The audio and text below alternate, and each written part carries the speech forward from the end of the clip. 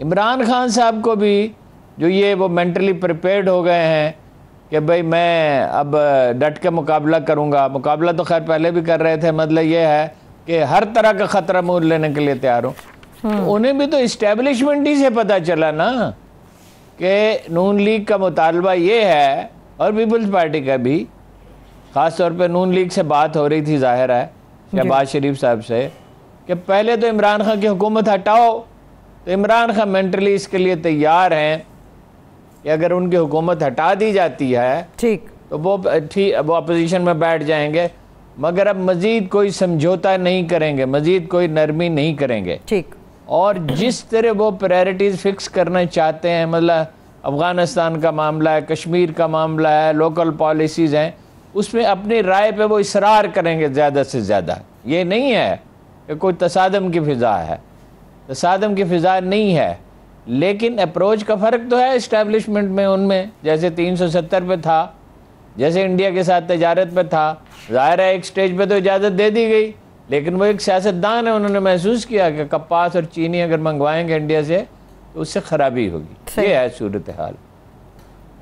ठीक है, लेकिन हारून साहब अगर ऐसा हो जाता है, चलिए हम फ़र्ज़ कर लेते हैं कि नवाज शरीफ साहब हिमायत पे चूंकि माइल हैं भाई की, वो आ जाते हैं, बरसर इक़्तिदार आते हैं, 2023 में जब इलेक्शंस हो जाते हैं आ जाते हैं, पीपल्स पार्टी जिसने अब किनारा कर लिया नून लीग के साथ, तो उनके साथ फिर बर्ताव कैसा करेगी पीपल्स पार्टी के साथ नून लीग?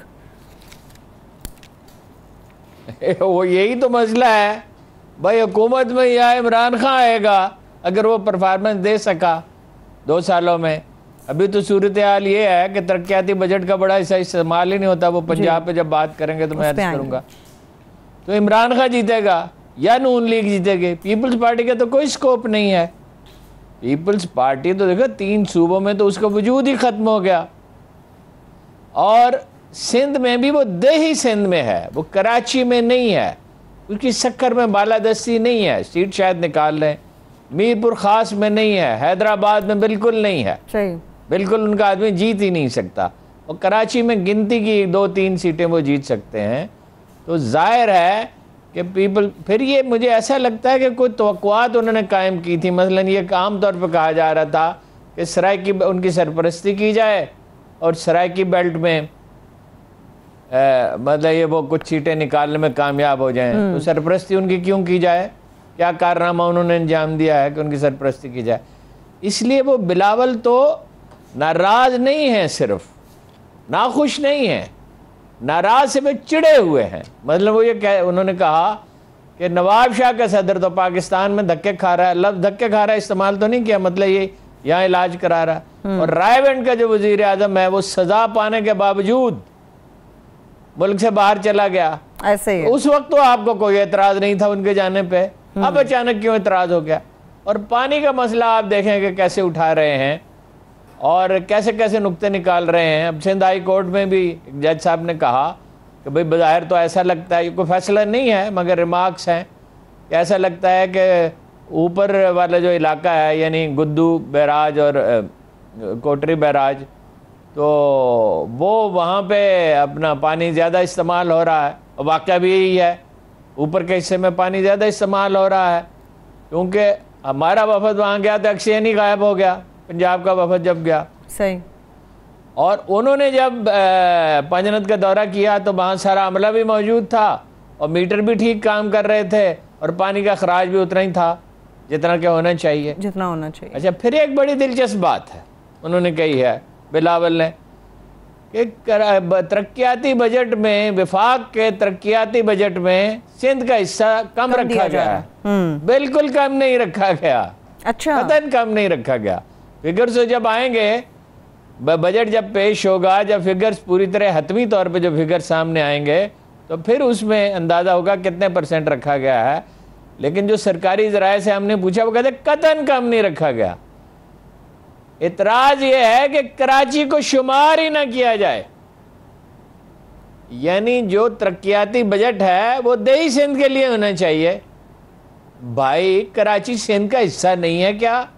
जहां से सिंध का जो बजट है उसका 95% तो कराची से पैदा होता है, और मिलता कितना है उसको? 1/3 भी नहीं मिलता, मेरा ख्याल 1/4 भी नहीं मिलता। न उनके बलदियाती इदारों के पास इख्तियारात हैं, न तरक्याती मंसूबे बनते हैं, सड़कें टूटी हुई हैं, कूड़ा उठाया नहीं जाता, पीने का पानी मिल नहीं रहा, ट्रांसपोर्ट का निज़ाम अबतर है। उनके जो यानी डोमिसाइल का ये है, MKM का वफद मिला वज़ीर आज़म से कि जैली डोमिसाइल बना के देई सिंध के लोगों को मुलाजमतें दी जाती हैं। हमेशा पीपल्स पार्टी का ये रिकॉर्ड रहा है। ठीक, एक तो भुट्टो साहब की हुकूमत रही 5 बरस, उसके बाद में तो 10 साल हुकूमत रही ना बेनज़ीर भुट्टो की, फिर दो दफ़ा, फिर जरदारी साहब की, फिर वो सूबे में 13 साल से विराजमान है। सरकारी अदारों में वो बेतहाशा भर्ती करते हैं, अपने लोगों को हर कहीं ठोस देते हैं, सरकारी मुलाजमीन की तनख्वाहें बढ़ा देते हैं वोटों के लिए। PIA को PIA खसारे में थी जब जरदारी साहब आए, ऑलरेडी खसारे में जा चुकी थी। इतनी मराद दी कि खुद PIA के वर्कर हैरान थे। उनके सेक्रेटरी जनरल, उनकी यूनियन, उनके हामी जो यूनियन थे, उसके सेक्रेटरी ने मुझसे कहा कि हम तो हक्का बक्का ही रह गए, हमने जो मुतालबात किए थे उससे ज़्यादा हमें दे दिए। सिंध कार्ड इस्तेमाल कर रहे हैं। यही मशरकी पाकिस्तान में हुआ था। इसके मुज़मरात का उन्हें अंदाज़ा नहीं है, इसके नताइज क्या होंगे।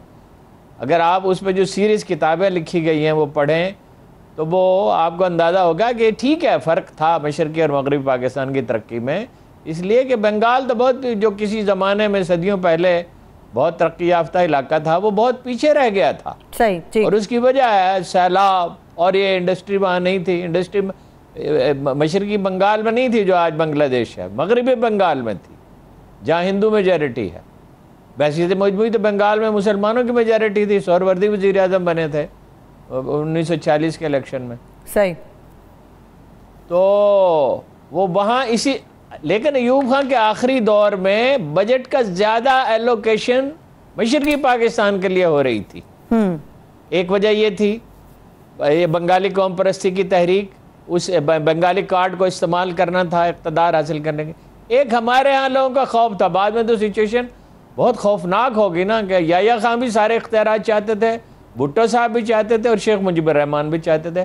भाई एक आदमी वज़ीर आज़म इलेक्ट हो चुका है, उसे हुकूमत बनाने का मौका दिया जाए। याया खान का क्या हक़ है और मरकज़ी हुकूमत में भुट्टो का क्या हक़ है कि वो अपने इख्तियारात मांगे। उसके 2 सूबाई हुकूमतें थी, उसके बाद सिंध में मेजॉरिटी बन गई थी आज़ाद अरकान के शामिल होने के बाद। वैसे 60 में से 28 सीटें उन्हें मिली थी। पंजाब में क्लियर मेजॉरिटी थी, बिल्कुल वाज़ेह अक्सरियत थी। तो सूबाई हुकूमतें अगर उन्हें मिल जाती 2, पंजाब और सिंध की, तो सबसे ज़्यादा बावसीला यही थे और यही मरकज़ पे असरअंदाज भी हो सकते थे। लेकिन उस वक्त झूठा प्रोपेगेंडा किया गया। अच्छा, बंगाली कौम परस्ती को हवा दी गई। यानी अगर शेख मुजीबुर रहमान थोड़ा सा सब्र करते, इक़्तिदार तो पके हुए फल की तरह उनकी गोद में गिरता, कितना अरसा या मज़ामत कर सकते थे। उनकी बहुत वाज़ेह अक्सरियत थी और कितना अरसा भुट्टो मज़ामत कर सकते थे। यही खेल आज सिंध में खेला जा रहा है।